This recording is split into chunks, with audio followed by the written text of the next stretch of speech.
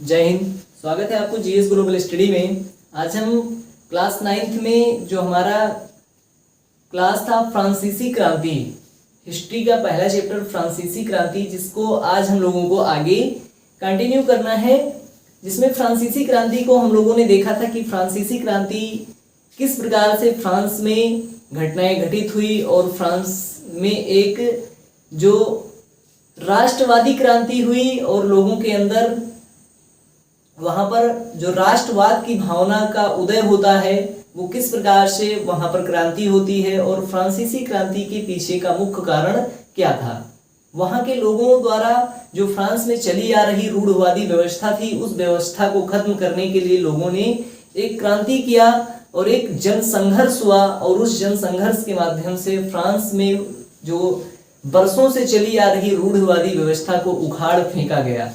ठीक, उस बरसों से चली आ रही जो व्यवस्था थी उसको उखाड़ फेंका गया और एक नई व्यवस्था को लागू किया गया। फ्रांस में जो राजतंत्र था, निरंकुशवाद था, उस निरंकुशवाद को खत्म करके एक जो प्रजातंत्र लागू करने का प्रयास किया गया। ठीक, तो आइए देखते हैं कि जो फ्रांसीसी क्रांति हुआ था उस क्रांति के पीछे का जो भी घटनाएं थी उन सारी घटनाओं को हम लोग प्रीवियस क्लास में पढ़ चुके हैं।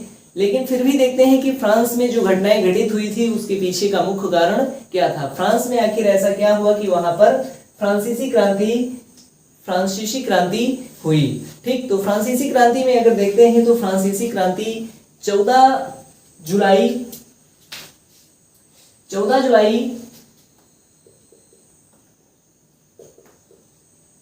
1789 को हुआ था। 14 जुलाई 1789 की सुबह फ्रांस में एक भयानक भीड़ इकट्ठा होती है और वहीं पर 14 जुलाई 1789 की सुबह से ही सड़कों पर जनता निकलती है, लोग निकलते हैं और पेरिस की ओर निकलते हैं। रास्ते में बास्तील का किला भी मिलता है, उस किले को तोड़ते हुए जनता आगे बढ़ती है और जो फ्रांस में निरंकुश शासक का जो प्रतीक था बास्तील का किला, उस किले को तोड़कर लोगों ने बाजार में बेचा। लेकिन उसके पहले की घटनाएं देखते हैं कि आखिर जनता ने ऐसा किया क्यों कि 14 जुलाई 1789 को भीड़ बेकाबू हो जाती है और सड़कों पर निकल पड़ती है। तो उसके पीछे का मुख्य कारण यही था कि उनकी सामाजिक व्यवस्था थी, उनकी राजनीतिक व्यवस्था और उनकी धार्मिक व्यवस्था, इन सारी व्यवस्थाओं से जनता वहां की ऊब चुकी थी और उसको एक जो निरंकुश शासनवाद का अंत करना चाहती थी, एक नया व्यवस्था, एक नई व्यवस्था लानी चाहती थी जनता,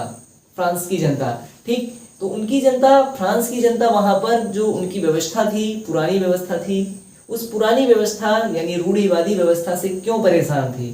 ठीक, तो इसको हम लोगों ने पहले ही पढ़ चुके हैं कि फ्रांसीसी क्रांति का मुख्य कारण क्या था। तो फ्रांसीसी क्रांति का मुख्य कारण सामाजिक कारण में अगर बात करें तो सामाजिक कारण में भी वहां का समाज 3 स्टेट्सों में बटा हुआ था। ठीक, प्रथम स्टेट्स, द्वितीय स्टेट्स और तृतीय स्टेट्स। प्रथम स्टेट्स में पादरी वर्ग आते थे, द्वितीय स्टेट्स में कुलीन वर्ग आते थे और तृतीय स्टेट्स में आम जनता आती थी। आम जनता में मुख्य रूप से वकील और जज और जितने भी जो पढ़े लिखे लोग थे वो सारे के सारे तृतीय स्टेट्स में आते थे। कुलीन वर्ग में केवल उनको जन्म के आधार पर ही विशेषाधिकार दिया गया, वो कुलीन परिवार में पैदा हुए इसलिए उनको विशेषाधिकार था। ठीक, और पादरी वर्ग, उनकी अलग एक चर्च की अलग सरकार होती थी, वो अलग अपना टैक्स वसूलते थे। ठीक, तो इस प्रकार से जो फ्रांस की सामाजिक व्यवस्था थी इससे भी लोग वहां के नाराज थे। ठीक, उसके बाद अगर देखें, बात करें तो राजनीतिक व्यवस्था में यानी उनका राजनीतिक कैसा व्यवहार था, तो उनकी राजनीतिक व्यवस्था में लुई 15वें का शासन, लुई 14वें का शासन और लुई 16वें का शासन और मेरी इनूद का बढ़ता हुआ प्रभाव शासन सत्ता में, ये सारे कारण जो है राजनीतिक प्रभाव के अंतर्गत आते हैं। धार्मिक कारण में अगर बात करें तो धार्मिक में धर्म की आजादी की कमी थी और पादरियों का बढ़ता हुआ भ्रष्टाचार था, जो फ्रांसीसी क्रांति को तेजी करने में गति मिला। ठीक, यानी तेजी लाने में इसकी महत्वपूर्ण भूमिका रही।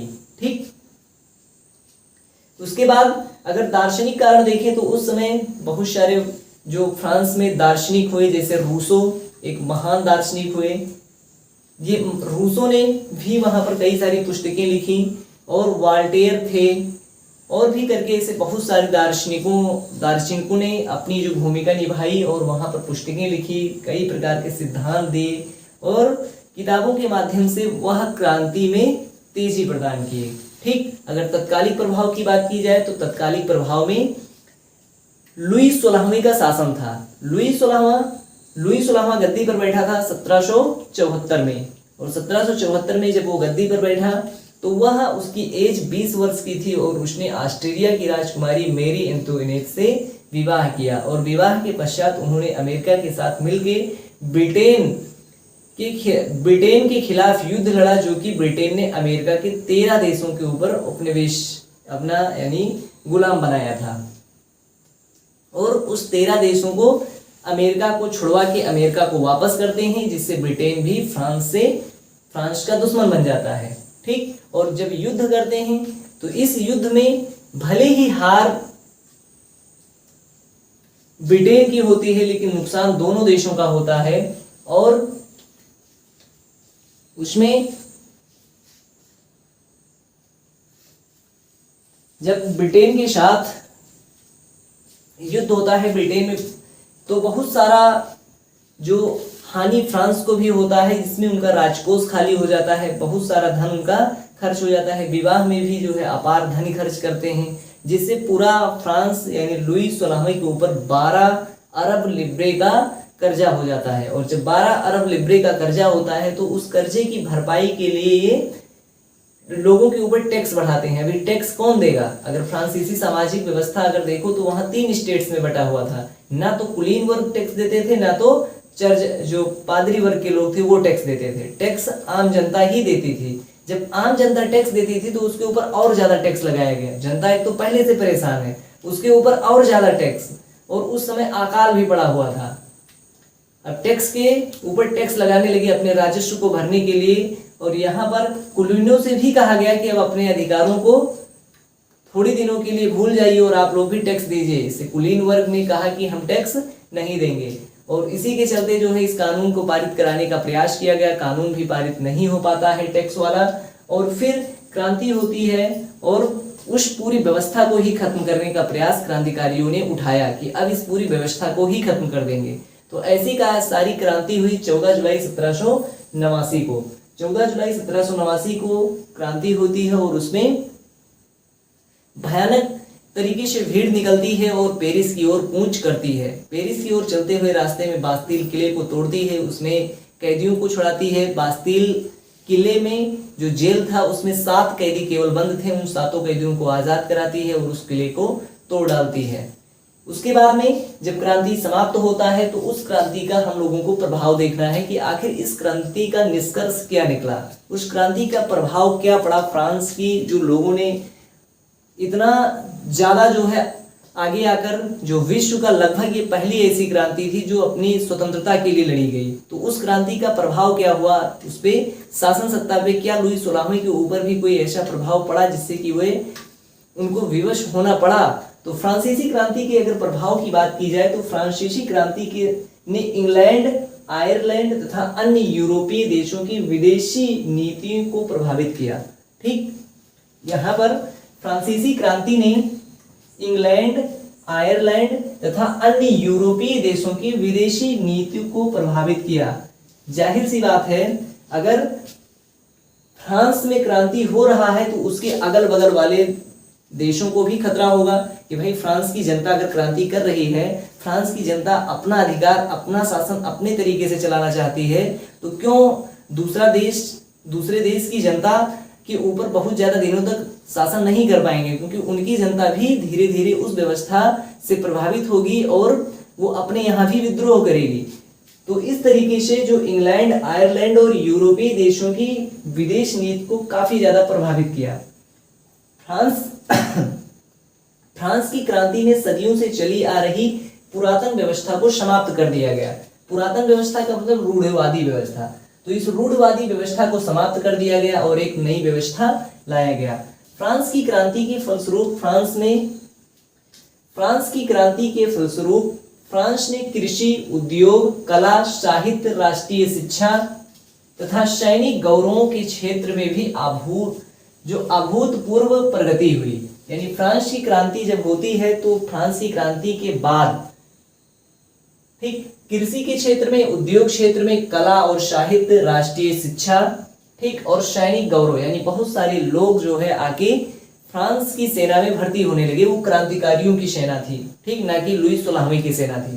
फ्रांस की क्रांतियों की सेना में बहुत सारे लोग आके उस सेना में भर्ती होने लगे, ठीक। तो इसमें बहुत ज्यादा जो अभूतपूर्व प्रगति हुआ, ठीक। फ्रांस की क्रांति ने धर्मनिरपेक्ष राज्य की अवधारणा को जन्म दिया। धर्मनिरपेक्ष, ठीक, पूरा का पूरा मामला धर्म से ही था, क्योंकि फ्रांस की क्रांति ने धर्मनिरपेक्ष राज्य की अवधारणा दिया। धर्मनिरपेक्ष का तात्पर्य क्या है? अगर फ्रांस की क्रांति का मुख्य कारण अगर देखें तो धार्मिक कारण भी था। धार्मिक कारण क्या था कि फ्रांस में जो धार्मिक कारण था, वहां पर पादरियों का बढ़ता भ्रष्टाचार और धर्म की आजादी की कमी थी। पादरियों का बढ़ता भ्रष्टाचार क्या था कि वो लोग टैक्स वसूलते थे तो धार्मिक कार्यों पर टैक्स नहीं खर्चा करते थे, बल्कि वो अपने ऊपर खर्चा करते थे और वो अपने जो भोग विलासी जीवन व्यतीत करते थे टैक्स के पैसे का। और फ्रांस में वहां पर जो ईसाई लोग थे वो प्रोटेस्ट, यहूदी और कैथोलिक पंथ में बटे हुए थे। तो जो यहूदी थे और प्रोटेस्ट थे उनको धर्म की उतनी आज़ादी नहीं थी जितना कैथोलिक पंथ वालों के लोगों को थी। यानी टैक्स तो सबसे बराबर लेते थे, लेकिन आज़ादी थी केवल कैथोलिक पंथ को। तो इसलिए जो है वहां पर एक और जो है लोगों के अंदर गुस्सा था कि जब पैसे लेने की बात आती है, टैक्स लेने की बात आती है, तो कैथोलिक और प्रोटेस्ट और यहूदी सारे बराबर हैं, लेकिन जब धर्म की आस्था की बात आती है तो उनको विशेषाधिकार क्यों दिया जाता है, उनको उच्च क्यों समझा जाता है कैथोलिक पंथियों को। इसके लिए भी जनता विरोध करती थी। तो वही विरोध यहाँ पर फ्रांस की क्रांति में धर्मनिरपेक्ष दिया गया। यानी फ्रांस की जो वो किसी धर्म के साथ, यानी वहां की सरकार जो होगी वो किसी धर्म के साथ नहीं है, वो किसी भी धर्म को बढ़ावा नहीं देगी, बल्कि फ्रांस के सभी वर्ग के लोगों को समान धर्म को मानने का और उसको उसमें भक्ति करने का समान अधिकार होगा, ठीक। ये धर्मनिरपेक्ष, ठीक। और भारत के संविधान में भी ये है धर्मनिरपेक्ष। भारत के संविधान में है पंथ निरपेक्ष शब्द। पंथ निरपेक्ष और धर्म निरपेक्ष लगभग एक ही है। पंथ निरपेक्ष का मतलब ही वही होता है कि भारत का कोई जो राष्ट्रीय धर्म नहीं होगा, बल्कि सभी धर्म को समान भावना से देखा जाएगा। तो वही बात यहाँ भी किया गया फ्रांस में भी कि धर्मनिरपेक्ष राज्य की अवधारणा को जन्म दिया। फ्रांस की क्रांति ने मानव अधिकारों की घोषणा हुई जो 27 अगस्त 1789 की बात थी, ठीक। तो फ्रांस की क्रांति में मानव अधिकारों की घोषणा हुई। अब मानव अधिकार की घोषणा यानी अभी तक मानव अधिकार के लिए ही तो लड़ रहे थे, क्योंकि उनको कोई अधिकार ही नहीं था। राजा जिसको चाहे वो फांसी दे दे, चाहे जेल में डाल दे, कुछ भी कर दे, उनको कोई राइट नहीं था। लेकिन यहाँ पर जो क्रांति हुआ उसका मुख्य उद्देश्य यही था कि मानव को अधिकार दिए जाए, यानी उनके क्या अधिकार हैं। तो यहाँ पर मानव अधिकारों की भी घोषणा हुई। ये घोषणा कब हुई थी? 27 अगस्त 1789 को। क्रांति कब हुआ था? 14 जुलाई 1789 को, ठीक। क्रांति हुआ, राजा को हटना पड़ा और 27 अगस्त, जुलाई के बाद अगस्त ही आता है, तो 14 जुलाई को हुआ और 17 अगस्त को मानव अधिकारों की घोषणा भी हुई थी, ठीक।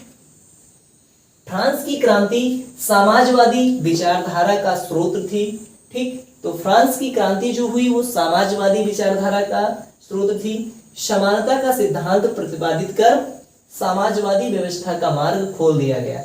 यानी यहाँ पर समानता का भाव जोड़ा गया।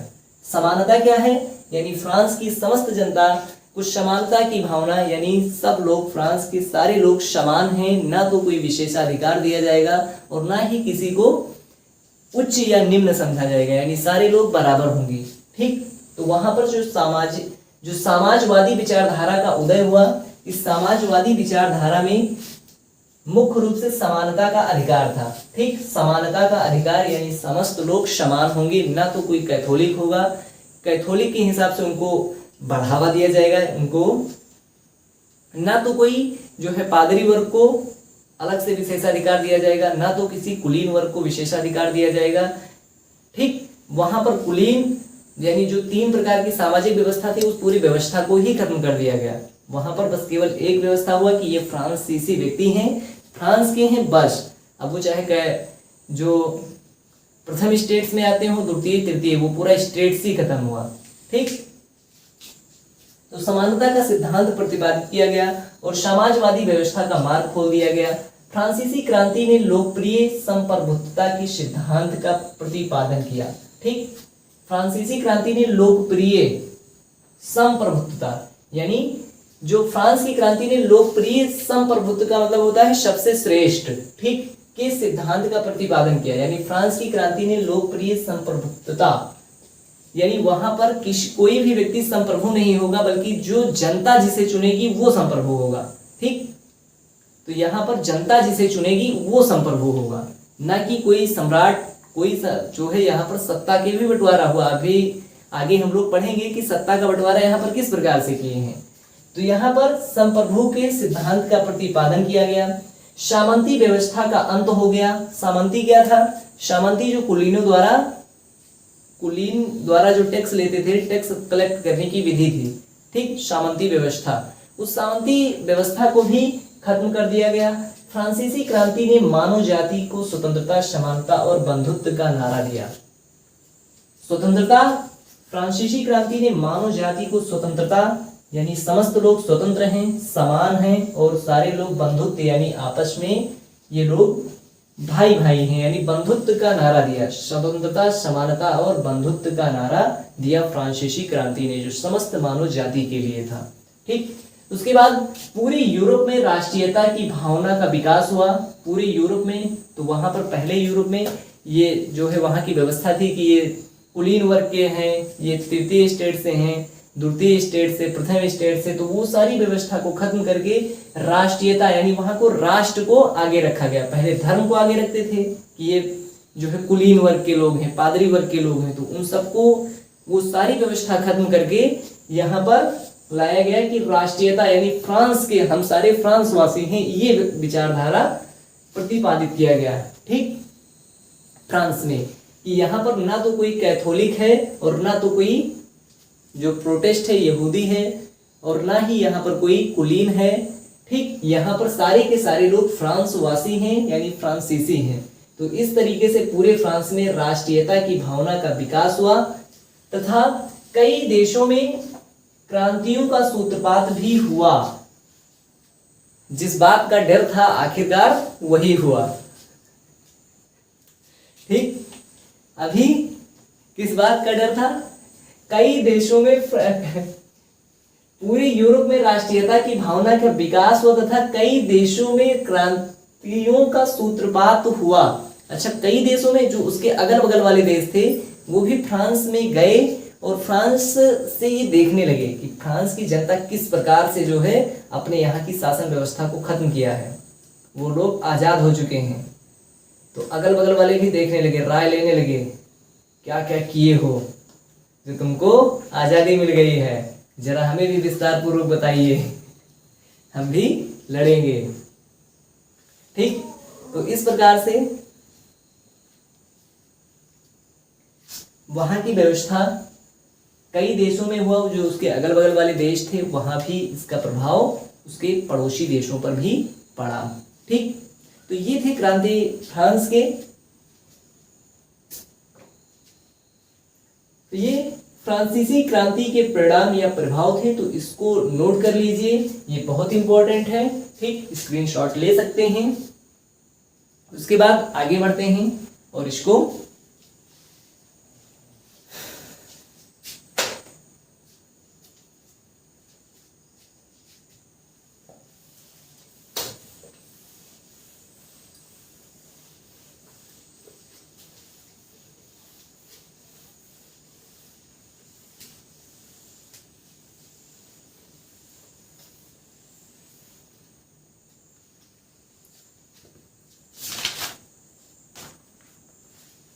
इसमें अगला है हमारा पॉइंट, फ्रांसीसी जो फ्रांस संवैधानिक राजतंत्र बना। ठीक, फ्रांस जो है एक फ्रांस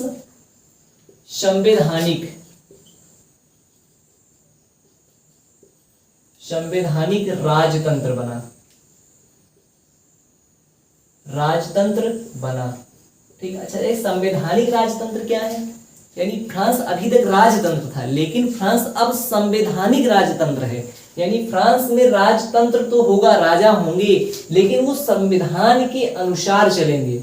यानी एक बुक होगा, ठीक, उस बुक में सारा नियम और वो सारा विस्तार पूर्वक लिखा होगा। इस हिसाब से फ्रांस की गद्दी पर बैठने वाला सम्राट भी इस बुक के अनुसार ही चलेगा।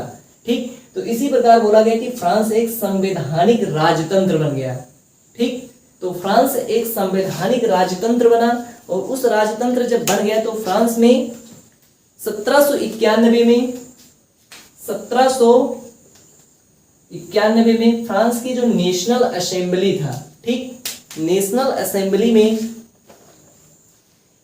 इसको ध्यान से सुनिए, ठीक, तो इसमें क्या हुआ था, घटनाएं, केवल घटनाओं को जानना है कि ये किस प्रकार से ये संवैधानिक राजतंत्र बना। ठीक, 1991 में नेशनल असेंबली ने फ्रांस में संविधान का प्रारूप पूरा कर लिया। इसका मुख्य उद्देश्य सम्राट की शक्तियों को सीमित करना था। एक व्यक्ति के हाथ में केंद्रित होने वाली शक्ति का बंटवारा कर दिया गया। यानी जो इस बुक का मुख्य उद्देश्य और यहाँ पर जो संविधान लाया गया उसका मुख्य उद्देश्य यही था कि किसी एक व्यक्ति के हाथ में संपूर्ण शक्ति ना रहे, बल्कि उन शक्तियों का बंटवारा किया जाए। ठीक, जैसे विधायिका, कार्यपालिका और न्यायपालिका के मध्य। यानी इसमें कहा गया कि शक्तियों का बंटवारा हो, वो भी किसमें, विधायिका,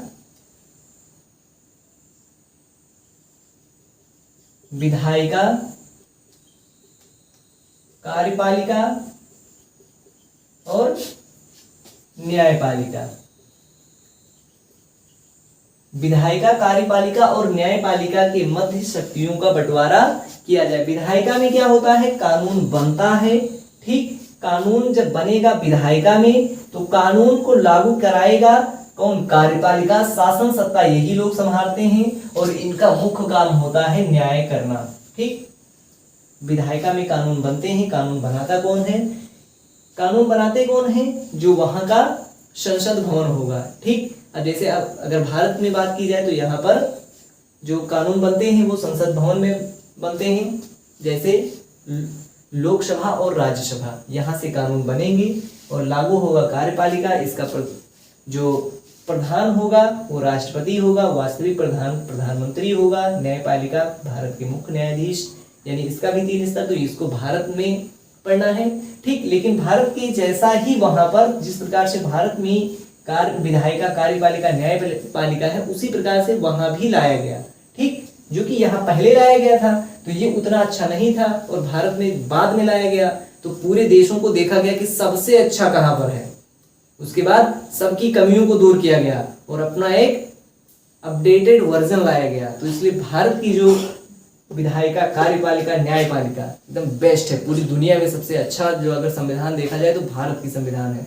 पूरा संविधान पढ़ लेंगे, पता ही नहीं चलेगा कि इसमें शक्ति किसके पास है ज्यादा, किसी के पास नहीं। इतना बढ़िया से लिखा गया है। पूरी दुनिया में सबसे बेस्ट संविधान है भारत की। ठीक, तो यहां पर इनका मुख्य उद्देश्य यही था कि जो सम्राट की शक्तियों को बंटवारा किया जाए, कार्यपालिका, न्यायपालिका, विधायिका के तहत, और यहीं से इस प्रकार से फ्रांस में संवैधानिक राज्य की नींव पड़ा। ठीक, संवैधानिक राज्य का नींव यहीं से पड़ता है। ठीक, 1791 से ही। 1791 में संविधान ने कानून बनाने का अधिकार नेशनल असेंबली को सौंपने का निर्णय लिया। नेशनल असेंबली अध्यक्ष रूप में चुनी जाती थी और नागरिक द्वारा एक निर्वाचन समूह का चुनाव करती थी जो पुनः असेंबली के सदस्य चुनते थे। यानी सभी नागरिकों को मताधिकार प्राप्त नहीं था। जो मताधिकार प्राप्त था वो केवल और केवल 25 वर्ष से ऊपर के आयु वाले पुरुषों को। ठीक, 25 वर्ष से 25 वर्ष के ऊपर या 25 वर्ष के पुरुष को ही केवल वोट डालने का अधिकार था, ना तो 25 वर्ष से कम और महिला, ठीक, इन दोनों को वोट डालने का अधिकार नहीं था। केवल वोट डालने का अधिकार किसको था? 25 वर्ष या उससे ऊपर के केवल पुरुषों को वोट डालने का अधिकार था।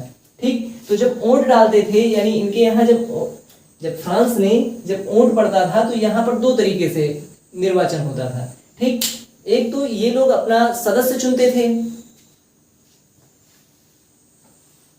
जो वोट देते थे उनको बोला जाता था सक्रिय नागरिक, और जो वोट नहीं देते थे उनको बोला जाता था निष्क्रिय नागरिक।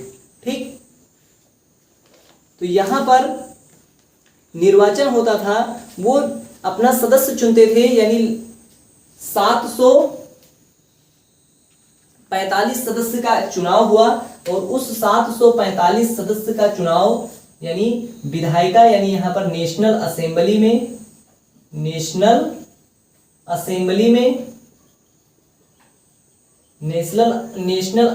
के लिए, जिस प्रकार से भारत में संसद है उसी प्रकार से वहां पर नेशनल असेंबली है। ठीक, अब इस नेशनल असेंबली के लिए 745 सदस्यों का निर्वाचन हुआ, जो कि 745 सक्रिय पुरुष। ठीक, अब सक्रिय कौन होंगे? जो 25 वर्ष से ऊपर आयु के लोग होंगे, उन्हीं को सक्रिय नागरिक बोला गया। ये लोग 745 सदस्यों का निर्वाचन करके नेशनल असेंबली में भेजते हैं, और नेशनल असेंबली में यहाँ पर विधायिका बनते हैं। ठीक, अब जब विधायिका यहाँ पर बनते हैं तो अब इस नेशनल असेंबली के द्वारा ही कार्यपालिका का नियंत्रण होता है। ठीक, अब नेशनल असेंबली में यहाँ पर मंत्री होंगे और सम्राट होगा। ठीक, इनका जो नियंत्रण होगा यानी विधायिका के माध्यम से यहाँ पर, ठीक, इनके इसमें एक मंत्री यानी नेशनल असेंबली द्वारा जो नियंत्रित किया जाएगा, कानून बनेगा यहाँ, और नेशनल असेंबली के द्वारा यहाँ पर मंत्री होंगे और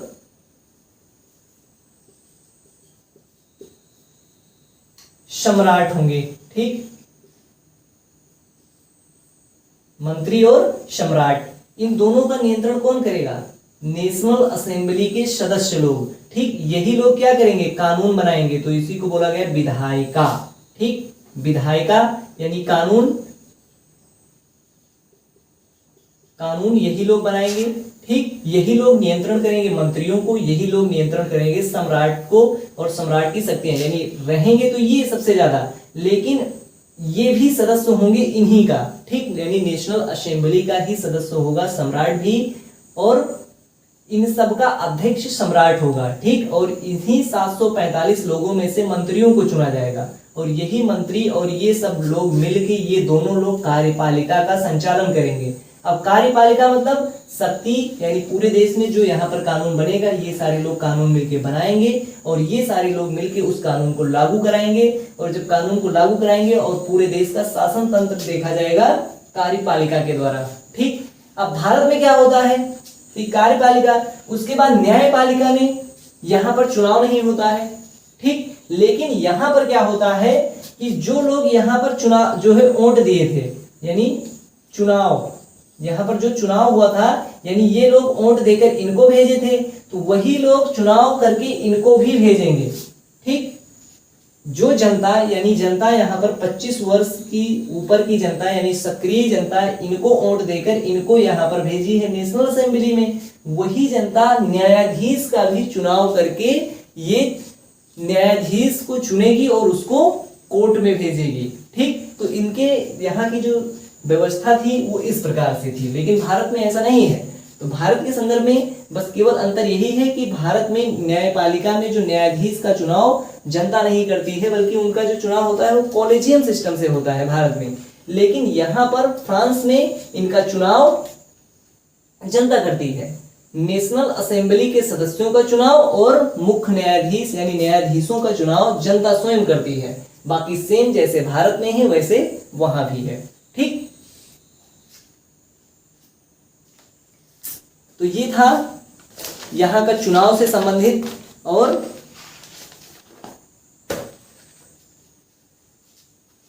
एक संवैधानिक राजतंत्र। ठीक, किस प्रकार से चुनाव होता है, कब ये संवैधानिक राजतंत्र बना, तो ये भी 1 नंबर के लिए यहाँ पर इंपॉर्टेंट क्वेश्चन है कि फ्रांस कब संवैधानिक राजतंत्र बना। 1991 में, 1791, 1900 बार बोल रहे हैं, भारत वाला आ रहा है, 1791। ठीक, 1791 में फ्रांस क्या बना, संवैधानिक राजतंत्र। ठीक, 1791 में फ्रांस बना संवैधानिक राजतंत्र। 1 नंबर का क्वेश्चन है, आ सकता है, ये तो बहुत इंपॉर्टेंट है, ये तो सबको आना चाहिए। 14 जुलाई 1789 को फ्रांस में क्रांति हुई।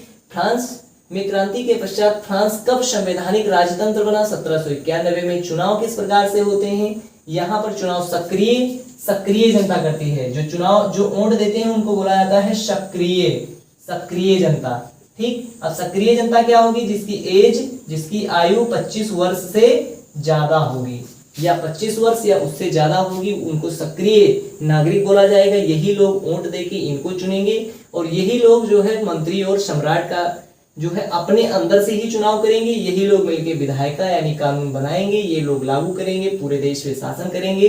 अगर ये लोग कहीं पर गड़बड़ी करते हैं तो जनता द्वारा ही चुना गया न्यायाधीश इनके ऊपर हावी होगा। ठीक,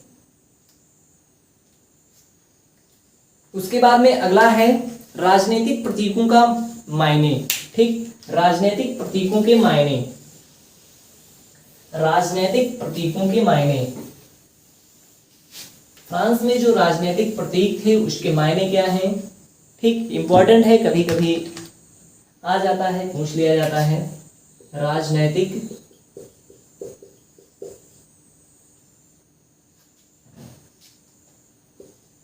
प्रतीकों के मायने। ठीक, राजनीतिक प्रतीकों के मायने क्या क्या हो सकते हैं, तो यहां पर जो है टूटी हुई जंजीर का चित्र दिखाया गया है।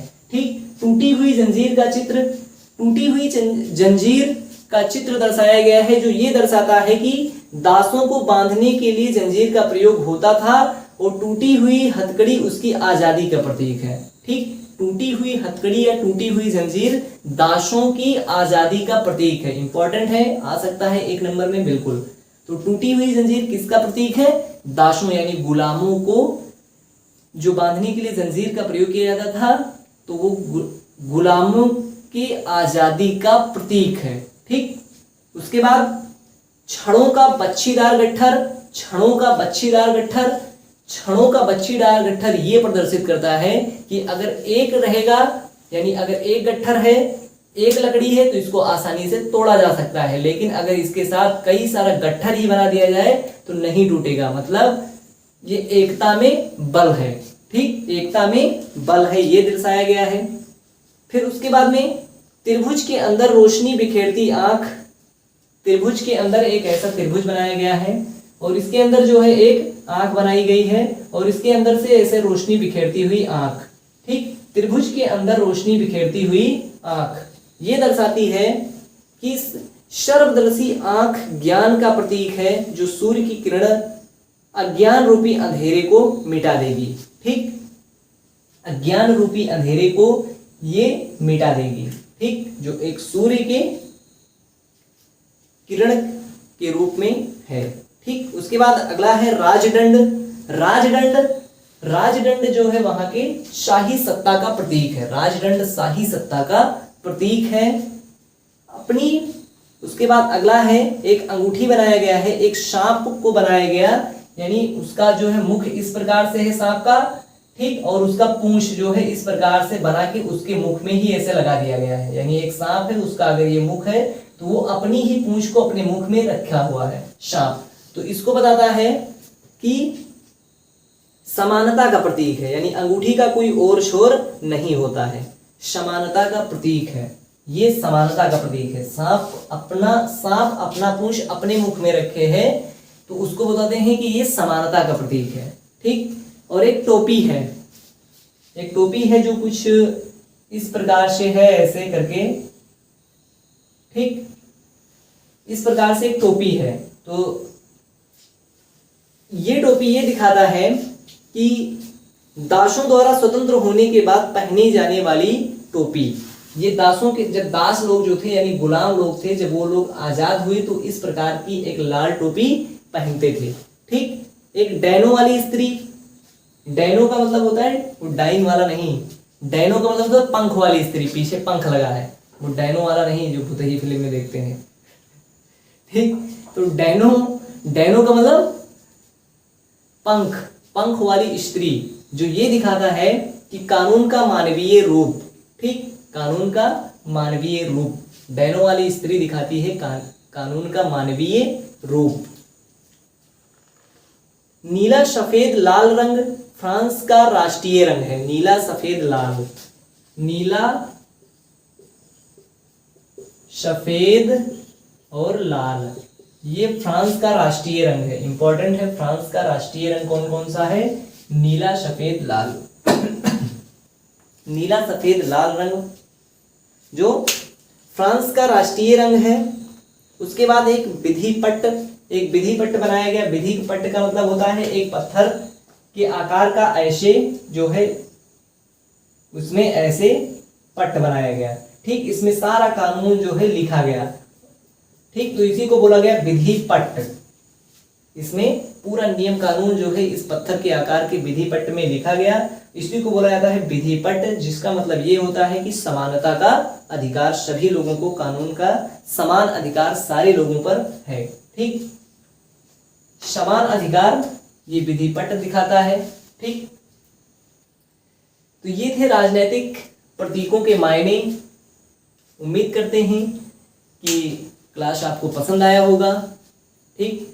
और सारे लोग लाइक करना तो बिल्कुल ना भूलें, लाइक करते रहें और कमेंट भी करें। नहीं समझ में आता है कमेंट करिए, या अगर कोई किसी भी प्रकार की कोई भी समस्या अगर आती है पढ़ने से संबंधित, अपना सब्जेक्ट है यानी इस टॉपिक से रिलेटेड है या नहीं है रिलेटेड, तब भी पूछ सकते हैं, उसका कंप्लीट सॉल्यूशन किया जाएगा। और सारे लोग ध्यान से पढ़ते रहिए, नोट्स तो बिल्कुल बनाना ना भूलें, नोट्स बनाते रहें। ठीक। फिर मिलेंगे नेक्स्ट क्लास में, तब तक के लिए अपना ख्याल रखिए। जय हिंद।